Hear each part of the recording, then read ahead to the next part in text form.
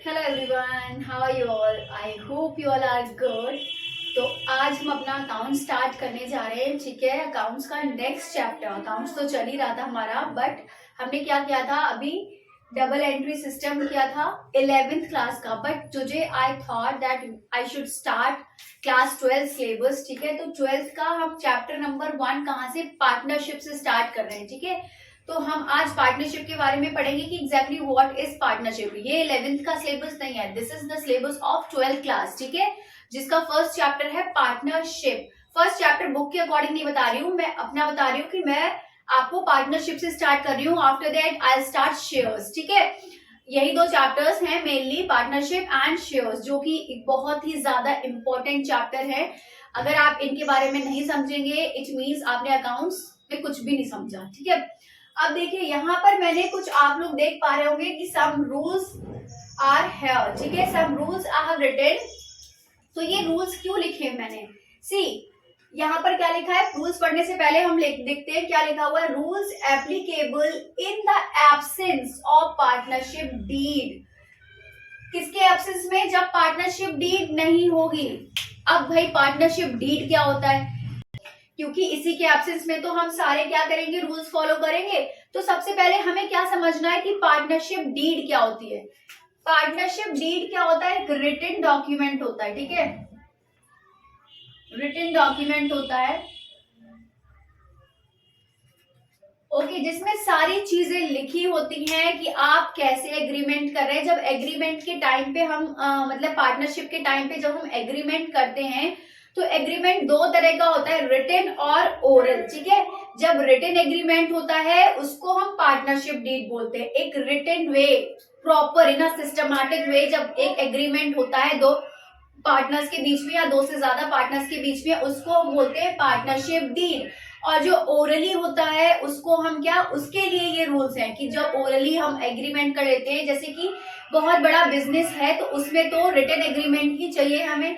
ठीक है, क्योंकि बहुत सारी चीजें होती है, तो all things should be written in a systematic way. ठीक है, बट जैसे कि आप देखते होंगे छोटी मोटी शॉप्स होती हैं, ठीक है, जो मार्केट में बहुत सारी होती है। अब वो पूरा पार्टनरशिप डील थोड़ी बनाएंगे। मान लो ज्वेलरी शॉप है, ठीक है, तो उसमें क्या करा, दो पार्टनर्स हैं, फाइन, तो उन दोनों ने क्या करा, अपना ओरली ऐसी एग्रीमेंट बना लिया कि हाँ ओरल मतलब इतना हमें इंटरेस्ट मिलेगा, इतना हमें ये मिलेगा, इतना वो। ठीक है, तो ये इसीलिए क्या होता है, जब रिटन एग्रीमेंट होगा उसको हम पार्टनरशिप डीड बोलेंगे, बट जब ओरली होगा तो उसमें हम सारे ये वाले रूल्स फॉलो करेंगे। फाइन, अब उसमें हम रूल्स कौन कौन से फॉलो करेंगे in the absence of partnership deed. Partner देखो, पार्टनरशिप डीड में तो वो सारी चीजें लिखी ही है, तो हमें अलग से पढ़ने की जरूरत ही नहीं है कि हमें ये करना है, अगर पार्टनरशिप डीड है देन। बट अगर नहीं है तो ये रूल्स आप बहुत अच्छे से समझेंगे, बहुत अच्छे से लर्न करेंगे।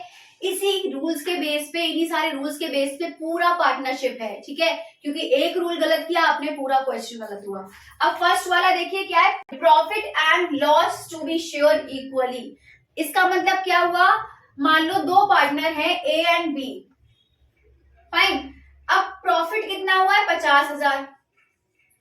50,000 प्रॉफिट हुआ है, बट उनके बीच में क्या हुआ, जब एग्रीमेंट हुआ था तो उन्होंने पार्टनरशिप डीड नहीं बनाई थी, ओरली एग्रीमेंट कर लिया। जब ओरली करते हैं तो हमें ये रूल्स फॉलो करने ही है। तो रूल में क्या होता है कि जब भी कोई प्रॉफिट और लॉस होगा तो वो इक्वल ही शेयर होगा। इसका मतलब क्या हुआ, इसका आधा जो पार्ट है वो ए को जाएगा प्रॉफिट का, आधा पार्ट है वो बी को जाएगा। इट मीन्स 25,000 किसको जाएगा, ए को, और 25,000 किसको जाएगा, बी को। इसका मतलब समझ में आया। ऐसे ही चाहे अगर लॉस होता 50,000 का, अगर लॉस होता तब भी क्या होता, 25,000 लॉस ए बेयर करता और 25,000 लॉस बी बेयर करता। ठीक है, समझ में आया फर्स्ट पॉइंट की profit and loss to be share equally between all the partners. If there are three partners then also, if there are four partners then also. Fine, now next one is no interest on capital will be provided. ठीक है, इसका मतलब क्या हुआ, जब हमारी partnership deed होती है तो उसमें इंटरेस्ट ऑन कैपिटल अगर दिया जाता है तो वो लिखा जाता है, मेंशन किया जाता है कि इतना इंटरेस्ट ऑन कैपिटल प्रोवाइड किया जाता है। अब इंटरेस्ट ऑन कैपिटल का मतलब क्या हुआ, जैसे कि जब कोई पार्टनर एडमिट होता है, एडमिट वो वाला नहीं, हॉस्पिटल वाला एडमिट मत समझना। एडमिट का मतलब होता है कि एक बिजनेस में आ रहा है पार्टनर नया। ठीक है, तो अपने साथ मैंने आपको बताया था बहुत स्टार्टिंग में 11th क्लास वाले चैप्टर में कि कैपिटल लेकर आता है और गुडविल लेकर आता है। ठीक है, यहाँ पर हम अभी कैपिटल की बात कर रहे हैं, तो क्या करेंगे, जब कैपिटल लेकर आता है तो भाई ऐसे ही तो नहीं, जब वो अपना पैसा वहां इन्वेस्ट कर रहा है तो कुछ तो उस पैसे के बदले मिलेगा ना उसको, तभी तो वो पैसा लगा रहा है, तो उसके बदले इंटरेस्ट मिलता है कि इतना % इंटरेस्ट अगर उसमें लिख दिया जाता है। मैंने क्या बताया, अगर पार्टनरशिप डीड में मेंशन किया हुआ होता है, अगर पार्टनरशिप डीड बनी हुई होती है तो उसमें लिख दिया जाता है कि हाँ इतना % जो भी डिसाइडेड होता है उन लोगों के बीच का। ठीक है, बट पार्टनरशिप डीड है ही नहीं, जब in the absence of partnership deed क्या करेंगे वो लोग, कितना इंटरेस्ट देंगे, उसमें क्या होता है, इंटरेस्ट ऑन कैपिटल दिया ही नहीं जाता है। ठीक है, इसमें क्या करा जाता है, इंटरेस्ट ऑन कैपिटल नहीं दिया जाएगा। No interest on capital will be provided to any partner, किसी भी पार्टनर को इंटरेस्ट ऑन कैपिटल नहीं मिलेगा। फाइन। अब थर्ड पॉइंट क्या है, no interest on drawings will be charged. Interest on drawing क्या हो गया, अब इंटरेस्ट ऑन कैपिटल का मतलब तो ये था कि वो कैपिटल जो लाता है उस पर हम इंटरेस्ट देते हैं। अब now what is drawing, drawing क्या हमारा, जैसे कि जब हम कोई बिजनेस कर रहे होते हैं और मान लो हमें बहुत ज्यादा इमरजेंसी है, ठीक है, पैसे की, पर्सनल लाइफ में हमें मान लो किसी की तबीयत खराब हो गई तो हमें पैसे चाहिए, तो उसके लिए क्या होता है कि हम बिजनेस से थोड़े से पैसे ले लेते हैं उधार, एज अ उधार। ठीक है, तो उसको क्या बोलते हैं हम, drawing, for personal use, not for business use. किस लिए लेते हैं पैसा, किस लिए वो पैसा लिया जाता है, फॉर पर्सनल यूज। ठीक है, तो जब कोई पैसा पर्सनल यूज के लिए लिया जाता है बिजनेस से, उसको बोलते हैं ड्रॉइंग। तो क्या होगा, जब पार्टनरशिप डीड होगी तो उसमें मेंशन होगा कि इतना इंटरेस्ट ऑन ड्रॉइंग इन लोगों को पे किया जाएगा if they are taking any amount for their personal use, but in the absence of partnership no interest on drawings will be charged। कोई भी इंटरेस्ट ऑन ड्रॉइंग चार्ज नहीं किया जाएगा। चार्ज कौन करता है, चार्ज कौन करता है इंटरेस्ट ऑन ड्रॉइंग, बिजनेस। ठीक है, इंटरेस्ट ऑन कैपिटल किसको मिलता है, पार्टनर्स को, बट इंटरेस्ट ऑन ड्रॉइंग किसको मिलता है, बिजनेस को, क्योंकि भाई पैसा तो बिजनेस दे रहा है ना पार्टनर्स को उनके पर्सनल यूज के लिए, पार्टनर्स थोड़ी दे रहे हैं बिजनेस को कि हाँ आप पर्सनल यूज अपना ले लो। ठीक है, जब पार्टनर्स को नीड होती है तो बिजनेस प्रोवाइड करता है वो पैसा, वो ड्रॉइंग का अमाउंट, इसीलिए बिजनेस वो पैसा कलेक्ट करता है। तो वही चीज है कि जब पार्टनरशिप डीड में नहीं होगा, जब पार्टनरशिप डीड नहीं बनी हुई होगी, ओरली एग्रीमेंट हुआ होगा, तो कोई इंटरेस्ट ऑन ड्रॉइंग चार्ज नहीं करेगा बिजनेस। ठीक है, कोई पैसा आपसे चार्ज नहीं किया जाएगा। फाइन। अब थर्ड पॉइंट है, no partner is entitled to any salary और कमीशन। अब क्या हुआ, अगर पार्टनरशिप डीड नहीं है तो किसी भी पार्टनर को कोई भी सैलरी, कोई भी कमीशन नहीं दी जाएगी।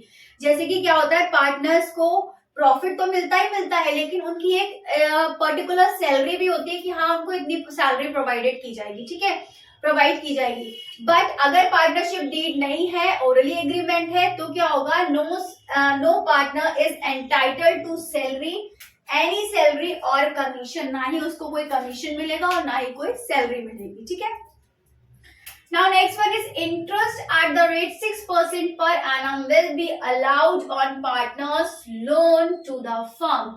अब इस वाले पॉइंट में और इंटरेस्ट ऑन कैपिटल वाले पॉइंट में बच्चे बहुत कंफ्यूज होते हैं। क्या होता है उसमें कि जब इंटरेस्ट ऑन लोन का, इंटरेस्ट ऑन कैपिटल का क्वेश्चन आता है तो उसमें भी वो लोन वाला याद करके क्या कर देते हैं, उसमें भी 6% लगा देते हैं। ठीक है, तो आपको ये चीज बहुत अच्छे से ध्यान रखनी है कि इंटरेस्ट ऑन कैपिटल में कोई भी चार्ज नहीं होगा। ठीक है, कोई भी इंटरेस्ट नहीं मिलेगा, और इसमें क्या होगा, 6% इंटरेस्ट, क्या होगा, interest 6% per annum will be allowed on partners loan to the firm. ठीक है, अगर कोई पार्टनर क्या करता है, लोन लेता है किसी बिजनेस से, ठीक है, जिस बिजनेस में वो पार्टनर है उससे वो लोन लेता है, तो 6% इंटरेस्ट चार्ज करेगा बिजनेस। ठीक है, कितना परसेंट करेगा, 6% टू द फर्म, फर्म को दिया जाएगा। कौन देगा, पार्टनर, क्योंकि लोन किसने लिया है, पार्टनर्स ने। ठीक है, जैसे मान लो इसने लोन लिया है 2 लाख का। ठीक है, 2 लाख का एक पार्टनर ने लोन लिया है, और एग्रीमेंट इनका कैसा है, विदाउट पार्टनरशिप डीड, मतलब इन the absence of partnership what will do. ठीक है, तो क्या करेंगे, इसमें हमें रूल पता है कि 6% पर एनम चार्ज होता है अगर कोई पार्टनरशिप डीड नहीं बनी हुई होती है। तो क्या कर देंगे, हम इसका 6% निकालेंगे। ठीक है, 6% कैसे निकालते हैं, 6/100। जिसको परसेंटेज निकालना नहीं आता है वो भी सीख लो। जितना अमाउंट होता है, लोन का अमाउंट होगा जो, और जो परसेंटेज लिखा है वो उसके नीचे 100 आएगा। ठीक है, क्योंकि जब भी हम कोई परसेंट निकालते हैं तो उसका 100 से डिविजन करते हैं। देन 2 0 कट, ठीक है, देन मल्टीप्लाई 0, यहाँ 6 2 12 हो गया, ठीक है, 1 2 3, तो कितना आया अमाउंट 12,000। इट मीन्स 12,000 इंटरेस्ट क्या करना है, उसको चार्ज, उसको देना है अमाउंट, किसको, बिजनेस को। समझ में आया? आई थिंक ये सारे पॉइंट्स आपको समझ में आ गए होंगे। प्रॉफिट एंड लॉस, कब प्रॉफिट एंड लॉस का क्या होता है अगर पार्टनरशिप डीड नहीं होती है, इक्वली शेयर होता है सारे पार्टनर्स के बीच में, ठीक है, चाहे 10 पार्टनर हो, चाहे 2 पार्टनर हो, चाहे कितने भी पार्टनर्स की भी एक लिमिट होती है, वो मैं आपको आगे पढ़ाऊंगी, ठीक है। Next one is no interest on capital will be provided. अगर पार्टनरशिप डीड नहीं होती है तो उसमें क्या होता है, कोई भी इंटरेस्ट ऑन कैपिटल चार्ज नहीं किया जाता है। नेक्स्ट वन इज मतलब प्रोवाइड नहीं किया जाता, चार्ज नहीं, इंटरेस्ट ऑन कैपिटल प्रोवाइड नहीं किया जाता है। No interest on drawing will be charge, interest on drawing, कोई भी इंटरेस्ट ऑन ड्राइंग चार्ज नहीं किया जाएगा बिजनेस से आप, ठीक है, जो भी इंटरेस्ट ऑन ड्राइंग होगा वो नहीं लिया जाएगा आपसे। Next one is no party is entitled to any salary और कमीशन, कोई भी सैलरी और कोई भी कमीशन आपको नहीं दिया जाएगा in the absence of partnership deed. Next one is interest on loan, कितना दिया जाएगा आपको, 6% चार्ज किया जाएगा आपसे in the absence of partnership deed, ठीक है।